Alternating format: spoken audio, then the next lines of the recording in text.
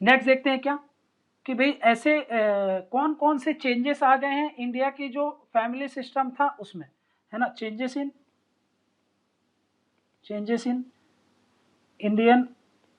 Indian family system, इसको लेकर के क्या क्या चेंजेस आ गए ये हमको समझना है, ठीक है ना। अब ये समझना है आपको कि सबसे पहला कि भाई फैमिली में क्या चेंज आ गया, ठीक है ना। चेंजेस इन फैमिली मतलब फैमिली का जो फैमिली के अंदर ही, पूरे फैमिली सिस्टम की बात नहीं कर रहे, फैमिली का जो स्ट्रक्चर है उसमें ही क्या चेंजेस आ गए, ठीक है ना। देखो इसके अलावा ये देखेंगे, फिर सेकंड पॉइंट में हम देखेंगे कि फैक्ट्री एम्प्लॉयमेंट वाला जो पॉइंट बताया था, फैक्ट्री एम्प्लॉयमेंट, ठीक है ना। समझते हैं सारे पॉइंट को, और ऐसे करके बहुत सारे पॉइंट्स आएंगे, देखेंगे क्या है। फैमिली क्या थी, फैमिली पहले एक प्रिंसिपल यूनिट थी, काहे का, प्रोडक्शन का। ये मैंने आपको पहले ही बताया, ये दोनों पॉइंट लिंक है इसलिए एक साथ करवा रहा हूँ।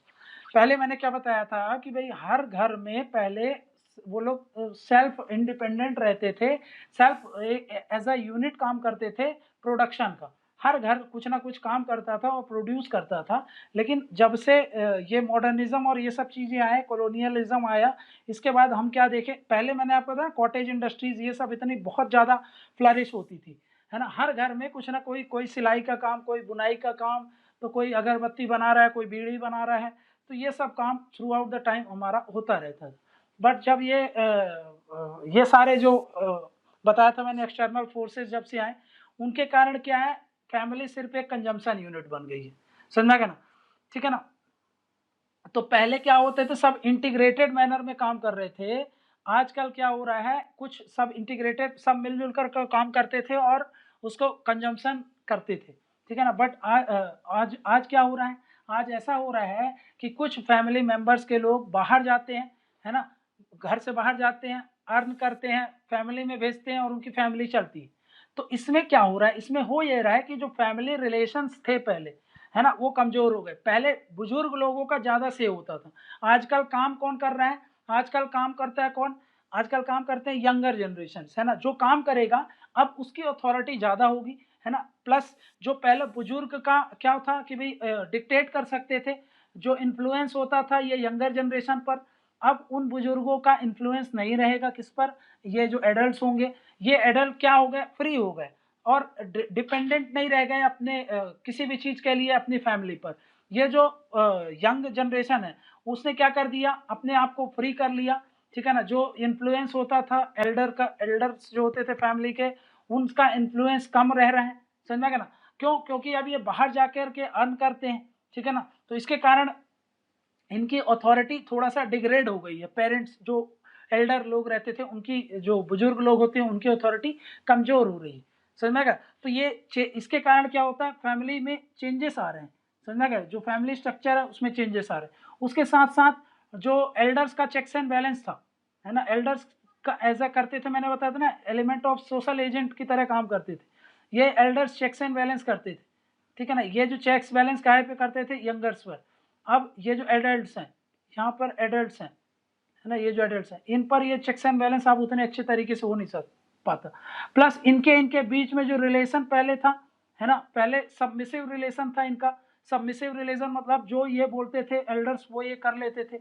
अब ये सबमिसिव ना हो करके असर्टिव रिलेशन हो रहा है ना, असर्टिव रिलेशन हो रहा है। अब ये अपने आप को असर्टिव करते हैं, इनकी पावर अथॉरिटी अंडरमाइन हो गई है, इनकी पावर अथॉरिटी ज्यादा बढ़ती है, समझा गया। तो भाई अब बड़े बुजुर्गों का इसीलिए वो कुछ भी बोले कोई बात नहीं समझता है, उनको कई बार उनके साथ फिजिकल अब्यूज भी हो जाता है, समझा गया ना, ठीक है ना। तो इसमें क्या हो गया कि भाई ये जो फंक्शनल इंडिपेंडेंस ऑफ यंगस्टर क्या हो गई, इसके आने के कारण क्या हो गई, अथॉरिटी ऑफ हेड जो होता था, हाउस होल्ड की जो अथॉरिटी था, है ना, उनकी जो अथॉरिटी थी वो वीक हो गई। किस पर वीक हो गई, जो अब अर्न करने लगे हैं, जो फैमिली के लिए अर्न करते हैं, अब उन पर चेक्स कम हो गया, अथॉरिटी कम हो गई, कंट्रोल कम हो गया, क्लियर है ना। तो ये पहला पॉइंट था, इस दोनों में से हमने ये समझ लिया। नेक्स्ट क्या बोल रहा हूँ, फैमिली पर इन्फ्लुएंस हो गया है काहे का, इन्फ्लुएंस ऑफ अर्बनाइजेशन, ठीक है ना। जो फैमिली थी उसमें क्या हो रहा है कि भाई अब अर्बन वैल्यूज जो है, अर्बनाइजेशन है, उस पर ज़्यादा इन्फ्लुएंस हो रहा है। जब अर्बन का इन्फ्लुएंस होगा सोचो फैमिली पर, तो लोग कहाँ माइग्रेट करेंगे? अर्बन एरियाज में। अर्बन एरियाज में रहेंगे जा करके, समझ में, अर्बन एरियाज में वो जा करके रहने लगेंगे, जिसके कारण अब वो पूरी फैमिली को छोड़ करके जाते हैं। तो फिर वो क्या करेंगे? सिर्फ अपनी पत्नी को लेकर के जाएंगे, समझ में। तो फिर इसके कारण क्या होगा? फैमिली टूटने लगी कि नहीं टूटने लगी? क्योंकि भाई अब ये जो बहू घर में रह रही थी, अब अपने पति के साथ कहाँ पे चली गई? अर्बन सेंटर्स पे चली गई, टाउन्स पे चल गई, और वहां पर जो ये अब जॉइंट फैमिली थी वो कन्वर्ट हो गई अर्बन एरियाज में न्यूक्लियर फैमिली में। यहाँ से टूटी और वहां पर जाकर के क्या बन गई? एक न्यूक्लियर फैमिली बन गई। तो अर्बनाइजेशन के कारण क्या हो रहा है? देखो, ग्लोबलाइजेशन के कारण क्या हो रहा है? अर्बनाइजेशन को प्रमोशन मिल रहा है, और अर्बनाइजेशन के कारण मैंने क्या बताया कि माइग्रेशन होता है, अर्बन एरियाज में अट्रैक्टिव होते हैं। अब अर्बन एरियाज में बहुत महंगा पड़ता है रहना, तो आप अपनी जॉइंट फैमिली को लेके नहीं जा सकते। प्लस जॉइंट फैमिली जो है वो मैंने आपको बताया वो एग्रेरियन इकोनॉमी में ज़्यादा फ्लरिश करती है ना। बट अब क्या हो गया? अग्रेरियन इकोनॉमी से हम इंडस्ट्रियल इकोनॉमी में ट्रेवल कर रहे हैं, तो इसके कारण क्या होगा? इसके कारण मैंने क्या बताया, देखो जैसे एग्रेरियन में क्यों होता है ज़्यादा जॉइंट फैमिली? क्योंकि एग्रेरियन इकोनॉमी में लैंड डोमिनेटेड आपकी इकोनॉमिक एक्टिविटीज होती है, तो वहां पर आपको खेत में काम करने के लिए ज़्यादा लोग चाहिए, और आप सब पर ट्रस्ट नहीं कर सकते, तो अपनी फैमिली पर ही ज़्यादा आप ट्रस्ट करते हो, समझ में क्या? तो भाई सारे फैमिली के मेंबर्स मिलजुल करके काम करते हैं, और वो उनका कंजम्पशन उसके आधार पर रहता है। लेकिन अभी क्या बताया मैंने कि भाई इंडस्ट्रियल इकोनॉमी होगी, इंडस्ट्रियल इकोनॉमी होगी तो उसके कारण क्या होगा? फैमिली टाउन्स में मूव करेगी, टाउन्स में मूव करेगी तो भाई जो ज्वाइंट फैमिली का इतना सारा जमीन जायदाद है ये सब देखने वाला, अब वो कमजोर हो जाएगा, है ना। वो सब तो इधर पे ट्रैवल कर दिए, तो अब ज्वाइंट फैमिली को भी नहीं लेके आ सकते आप, क्योंकि महंगा पड़ता है, दूसरा गांव में फिर कौन देखेगा ये सब चीजें? तो वहां के लिए भी कुछ होना चाहिए, तो सब अब वहां आपको वो सब चीजें की जो पुश्तैनी जमीन वगैरह होती है वो सब देखने के लिए वहां पर फैमिली चाहिए, और यहाँ पर अच्छी लाइफस्टाइल के लिए भी आपको देखना है तो आपको अर्बन एरियाज में जाना पड़ेगा। सब एक साथ भी नहीं रह सकते अर्बन एरियाज में, क्योंकि बहुत महंगा पड़ेगा। तो फिर क्या हो रहा है? फ्रेगमेंटेशन हो रहा है, टूट रही है जॉइंट फैमिली जो थी, अब वो टूट करके क्या बन रही है? स्मॉल न्यूक्लियर फैमिलीज में बन रही है, समझ में क्या ना। तो जो अर्बन लिविंग है वो वीकन करती है किसको? जॉइंट फैमिली पैटर्न को, और स्ट्रेंथन किसको करती है? तो वो न्यूक्लियर फैमिली पैटर्न को। तो समझ में आ रहा ना कि जॉइंट फैमिली को अर्बनाइजेशन हिट किसको कर रहा है? हिट कर रहा है सीधे जॉइंट फैमिली को, और एनकरेज स्ट्रेंथन किसको कर रहा है? स्ट्रेंथन कर रहा है किसको? न्यूक्लियर फैमिली को। तो न्यूक्लियर फैमिली को स्ट्रेंथन करता है, ज्वाइंट फैमिली को क्या करता है? वीकेंड करता है, समझ में क्या ना। तो ये कैसा हो रहा है? क्योंकि हमारा जो इकोनॉमी है वो चेंज हो रहा है, अग्रेरियन से इंडस्ट्रियल की तरफ जा रहा है, उसके कारण क्या होगा? ग्रोथ ऑफ अर्बन टाउन्स वगैरह हो रहा है, जिसके कारण फैमिली कैसी हो रही है? अब हो रही है आपकी न्यूक्लियर फैमिली, समझ में क्या ना। नेक्स्ट देखते हैं, नेक्स्ट क्या बोल रहा हूँ, नेक्स्ट यहाँ पे समझो चौथा पॉइंट। चौथा पॉइंट जिसको मैं बोल रहा हूँ कि भाई आपका जो मैरिज सिस्टम है उसमें चेंजेस आ रहे हैं, है ना। Changes in marriage system, changes in marriage system. अब ये मैरिज सिस्टम में क्या क्या चेंजेस आ रहे हैं? पहले मैंने क्या बताया था कि भाई पहले जो एज थी मैरिज की, वो पहले बाल विवाह वगैरह भी हो जाते थे, समझ में क्या ना। बट अब क्या है? ये जो चेंजेस इन मैरिज सिस्टम का जो एज है वो एज भी क्या हो गया? वो एज भी आपको बदल दी गई है। अब आप जब तक पोस्ट प्यूबर्टी में नहीं आ जाते हो, पहले प्री प्यूबर्टी एज में भी शादी हो जाती थी, अब ऐसा कुछ भी नहीं है। अब 18 साल लड़कियों के लिए, 21 साल लड़कों के लिए, समझ में आएगा। ये तो लीगल प्रोविजन, उसके साथ भी आप देखो कि लोगों में भी अब इतनी सेंसिटिविटी आ गई है कि वो लड़कों के लिए 25-26 साल में शादी कर रहे हैं भले 21 साल लिखा हो, और लड़कियों का भी 23-24 साल में शादी कर रहे हैं भले 18 साल लिखा हो, समझ में क्या ना। तो भाई ये मैरिज सिस्टम में चेंजेस आ रहे हैं। नेक्स्ट क्या बोल रहा हूँ, नेक्स्ट चेंजेस काहे में आ रहे हैं? नेक्स्ट चेंजेस इसलिए में आ गए जो मेट सिलेक्शन होता है। जैसे एक लड़की को लड़का पसंद होगा तभी वो शादी करेगी, और जिससे जो पसंद होगा उसी से शादी करेगी। पहला क्या आता था कि आप पर थोप दिया जाता था कि भाई आपको इसी से शादी करना है और इसी में ही शादी करना है, inter caste inter marriage allow नहीं था। आजकल फ्रीडम हो गया है मेट सिलेक्शन में, है ना। आपको किसके साथ मेटिंग करना है उसके लिए आप सेलेक्ट करते हो, भाई इंटर रिलीजियस हो सकता है, इंटर कास्ट हो सकता है। तो ये सारी चीजें इमर्ज होने लगी है। भाई अब दोनों को इंडिपेंडेंसी है, आप अपने तरीके से अपना जीवन साथी को चुन सकते हो, समझा गया ना। तो ये जो एटीट्यूड था मैरिज को लेकर के, जो पहले बहुत कंजर्वेटिव था, अब वो क्या कहता, बहुत सारा वो हो गया है, लिबरल हो गया, ठीक है ना। अब जो अब पहले क्या कर रहा था, ये रिलीजन को जो ये मैरिज था उसको हम क्या समझते थे कि भाई ये एक रिलीजियस अफेयर है ना, उसको रिलीजियस अफेयर के तौर पर देखते थे और उसमें ज़्यादा सवाल जवाब नहीं करते थे। अब इसको सिर्फ एक सोशल सेरेमनी के तौर पे देखा जाता है, समझ में आ गया कि भाई एक सिर्फ एक सोशल ट्रेडिशन है। पहले मैरिज को रिलीजन से एसोसिएट किया जाता था और उसमें बाइंडिंग कर दिया जाता था कि जैसे मैंने बताया था ऋण होता है, पितृ ऋण है, आपको चुकाना पड़ेगा, शादी करनी पड़ेगी, वंश आगे बढ़ाना पड़ेगा। आज सिर्फ ये सोशल सेरेमनी की तरह देखा जा रहा है। आजकल भाई लोग बच्चे भी पैदा नहीं कर रहे हैं, समझ में क्या ना, कि भाई वो सोचते हैं कि अडॉप्ट कर लेंगे या फिर कुछ भी कर लेंगे। तो उसके अलावा कई वुमेन्स तो अब पेट में बच्चा को जन्म भी देना नहीं चाहती, जो सरोगेसी वाला कंसेप्ट सुना होगा, समझ में, IVF वाला सुना होगा आपने, तो उसकी तरफ जा रही हैं। तो ये जो ट्रेडिशन है मैरिज को लेकर के वो सब चीज़ें बढ़ रही हैं। प्लस इसके साथ साथ कोहैबिटेशन बढ़ रहा है, जैसे मैंने आपको बताया था कि मॉडर्न समय में क्या हो रहा है, लिव इन वाला ज़्यादा प्रचलन में चल रहा है। तो मैरिज सिस्टम को साइडलाइन करा जा रहा है, इन कोहैबिटेशन मतलब बिना मैरिज के भी आप साथ में रह लो, इन सब चीज़ों को ज़्यादा प्रमोट किया जाता है, जैसे लिव इन वाला, समझ में गया ना। मॉडर्न मैरिज आजकल सुपीरियर अथॉरिटी जो थी फैमिली का, है ना, उन सब चीज़ों को जो सिंबलाइज कर रहा था पहले हमने देखा था, आजकल वो सब चीज़ें सिंबलाइज नहीं की जाती हैं, समझ में गया ना। मतलब क्या बोल रहा हूँ, modern marriage does not symbolize the superior authority of the family head over the other members, है ना। ये पहले हमने देखा था कि भाई ये जो फैमिली मैरिज सिस्टम में जो सुपीरियर अथॉरिटी होती थी, जो एल्डर लोग होते थे उनकी सुपीरियर अथॉरिटी होती थी फैमिली में, अब ये सब चीज़ें काफ़ी हद तक डाइल्यूट हो गई हैं। तो ये सब पॉइंट आप बता सकते हो भाई चेंजेस इन मैरिज सिस्टम में, समझ में क्या ना। नेक्स्ट क्या बोल रहा हूँ, पांचवा पॉइंट कि इन्फ्लुएंस ऑफ वेस्टर्न वैल्यूज है, इन्फ्लुएंस ऑफ वेस्टर्न वैल्यूज। ठीक, अब इन्फ्लुएंस ऑफ वेस्टर्न वैल्यूज में क्या बोल रहा हूँ मैं, वैल्यूज जैसे कि भाई साइंस को लेकर के, रेशनलिज्म को लेकर के, मॉडर्न वैल्यूज टाइप पर फोकस करता है, इंडिविजुअलिज्म पर ज़्यादा फोकस करता है। हमारी ट्रेडिशनल सोसाइटी काय पर फोकस कर रही थी, कलेक्टिविज्म, मैंने बताया था इकोनॉमी ऑफ स्केल वाला, याद करो, सब एक साथ रहेंगे, तो भाई सुख दुख में एक दूसरे का बढ़ावा देंगे। लेकिन वेस्टर्न वैल्यूज किस पर फोकस करती है, सेल्फ डिपेंडेंस पर, मतलब इंडिविजुअलिज्म पर, इक्वालिटी पर, फ्री लाइफ पर, समझ डेमोक्रेसी पर, फ्रीडम ऑफ वुमेन हो, वुमेन्स के सारे राइट्स हो, समझ में गया। साइंस को लेकर के बहुत सारे आपको साइंटिफिक जो रीजनिंग वाली बात करती है, रेशनलिज्म वाली बात करती है, वो फैमिलीज में आनी चाहिए, समझ में गया ना। भाई जैसे कि पहले फैमिली में बच्चे पैदा करने पर ज़्यादा जोर दिया जाता था, अब फैमिली प्लानिंग आती है, जैसे मॉडर्न वैल्यूज, रेशनलिज्म बोलेगा नहीं आप फैमिली प्लानिंग की तरफ बढ़ो, क्योंकि इसका साइंटिफिक रीज़न ये है कि भाई ऐसा अगर ज़्यादा आप करते हो तो भाई ये चीज़ें होगी। जैसे रेशनलिज्म में वो बताएगा कि भाई अगर आप करोगे तो आपको बाद में दिक्कत जाएगी, क्योंकि इतना ज़्यादा उनकी पढ़ाई लिखाई नहीं होगी, आपकी जो क्वालिटी ऑफ जो स्टैंडर्ड लिविंग है वो घट जाएगा। तो ये सब क्या बताता है, ये सब मॉडर्न वैल्यूज है। काय पर फोकस करता है, इंडिविजुअलिज्म में। इंडिविजुअलिज्म मतलब सेल्फ डिपेंडेंस, इन सब चीज़ों पर ज़्यादा फोकस करता है, सेल्फ इंडिपेंडेंस। उसके साथ साथ मैंने आपको क्या बताया कि भाई कलेक्टिविज्म को छोड़ करके इंडिविजुअलिज्म पर फोकस करता है, समझ में। जब इंडिविजुअलिज्म पर फोकस करेगा तभी तो जॉइंट फैमिली को बढ़ावा मिलेगा, अगर कलेक्टिविज्म पर फोकस करता तो फिर जॉइंट फैमिली बोल रहा था, न्यूक्लियर फैमिली।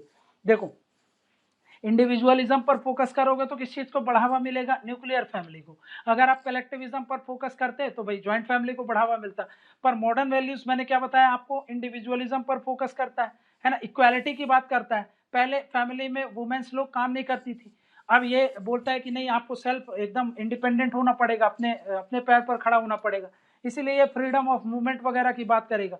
और जो कि आजकल देखो, आजकल की इकोनॉमिक सिस्टम जो है उनमें रोल ऑफ वुमेन कितना ज़्यादा बढ़ रहा है। इनफैक्ट अगर आप पिछले कुछ सालों में देखो तो जितना ग्रोथ की अगर बात करूं, मैं ओवरऑल एब्सोल्यूट नंबर की बात नहीं कर रहा हूं, मैं ग्रोथ की बात करूं कि भाई वुमेन में ज़्यादा ग्रोथ आई है काम करने में कि मेल में, तो फिर वो वुमेन में ज़्यादा आई है, समझा क्या ना। ऐसा क्यों, क्योंकि ये मॉडर्न वैल्यूज़ के कारण फैमिली में अब फैमिली कंजर्वेटिव ना होकर के थोड़ा सा लिबरल हो गई है, बहुत सारी चीज़ों को तर्क वितर्क देख करके डिसीजन लेती है, समझा क्या ना। तो भाई मॉडर्न साइंस को इनकलकेट करती है फैमिली, समझा क्या। पहले पहले अगर बच्चा मर गया तो भाई ये मानते थे कि भाई ये उसकी देन है, प्राकृतिक देन है। लेकिन अब क्या होगा, अगर तबीयत खराब हो गई तो भाई उसको हॉस्पिटल वगैरह को ज़्यादा फोकस कराएंगे, उसका इलाज वगैरह करवाने में। ये नहीं मानते हैं कि भाई ये भगवान का दिया गया है तो मरने दो इसको, ऐसा है वैसा है, समझ में। टीबी हो गया, कोढ़ हो गया, तो पहले यही माना जाता था लेप्रोसी वगैरह में कि भाई ये सब आपके पुराने कर्मों का फल है।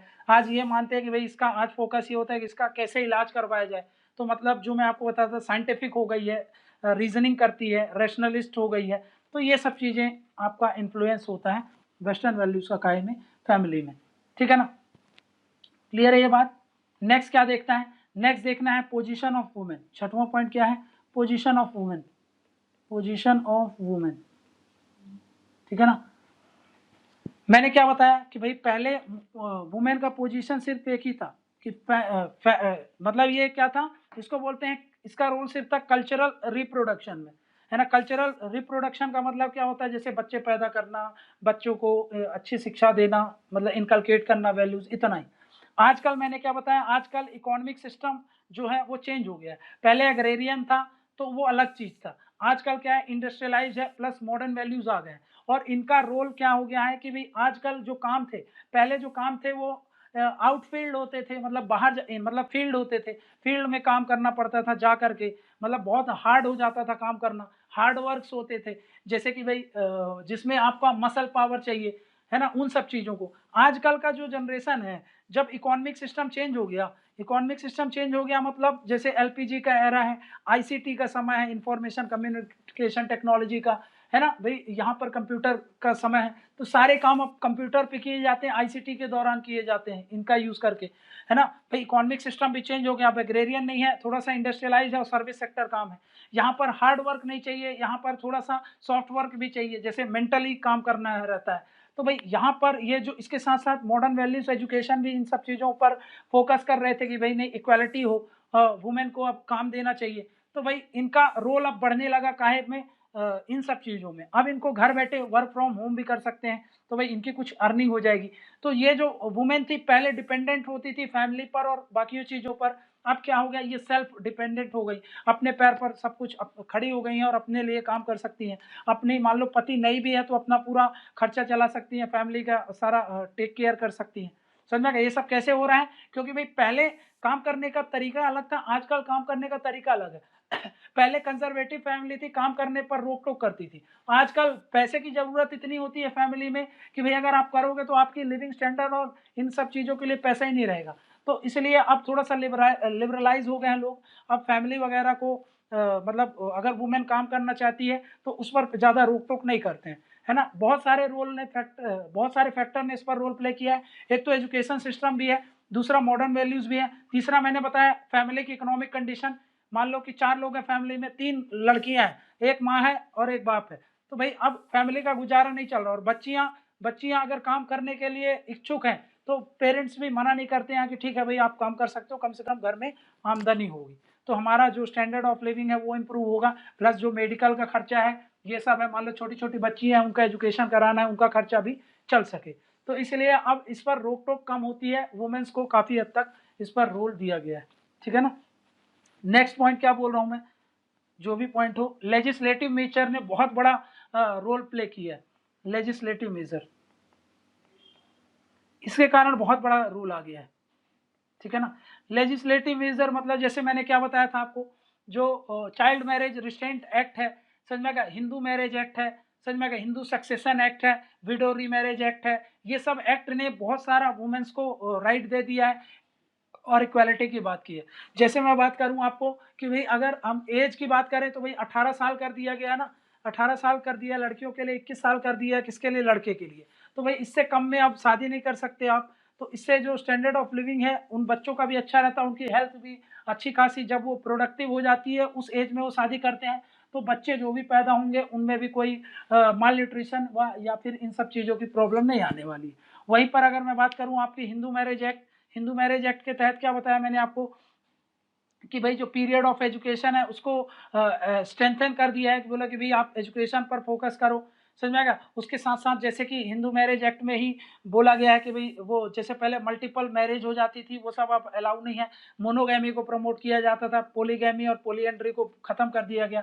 वहीं पर अगर मैं बात करूं विडो रीमैरिज एक्ट की, तो विडो रीमैरिज एक्ट के तहत जो विडोज हैं उनका भी अब रीमैरिज हो जाता है ना। ये सब जो 1856 में किसने लाया था, तो आप उसको बताओ, विलियम बेंटिक के समय आया था कि किसके समय आया था ये, है ना। ये विडो रीमैरिज किसके समय आया था देखना आप भाई, इस पे किसने, ईश्वरचंद विद्यासागर के समय में आया था।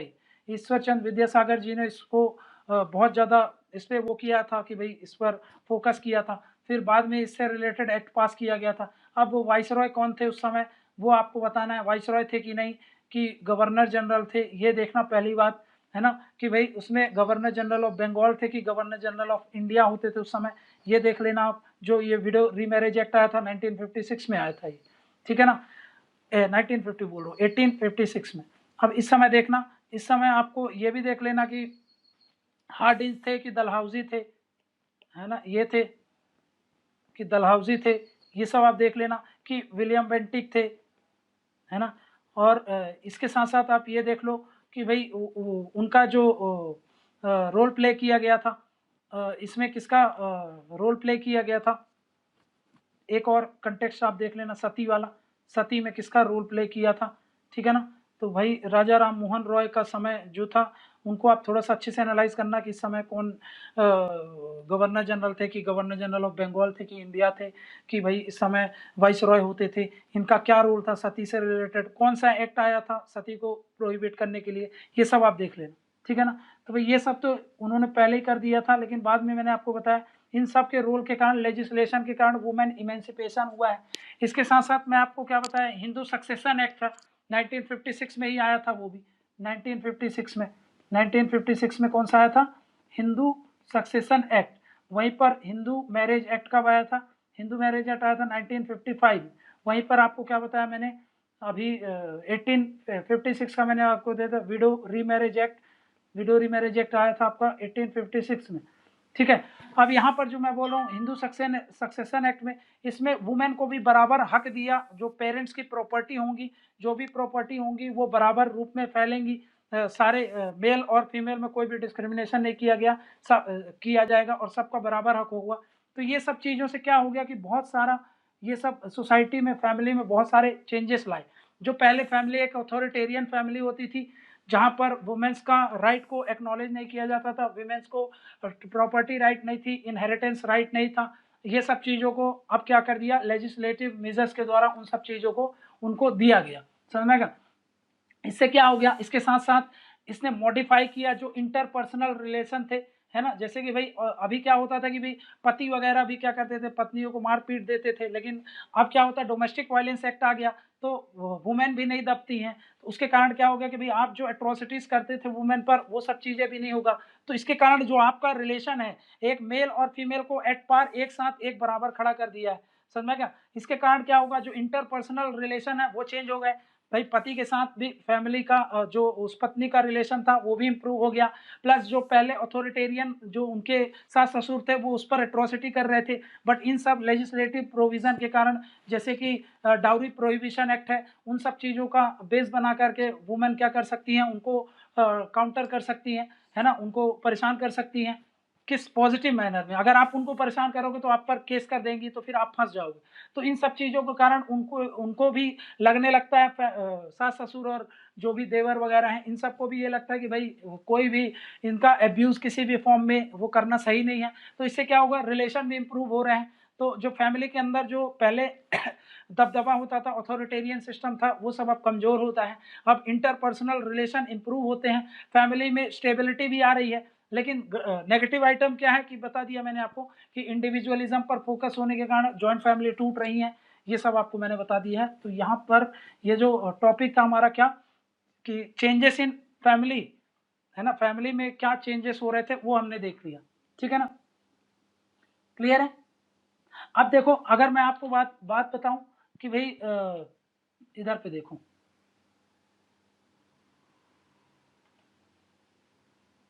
डेटा की बात कर रहा हूं मैं, ठीक है ना। नेक्स्ट क्या बता देता हूं, कुछ डेटास देख लो। डेटास कैसे हैं कि भाई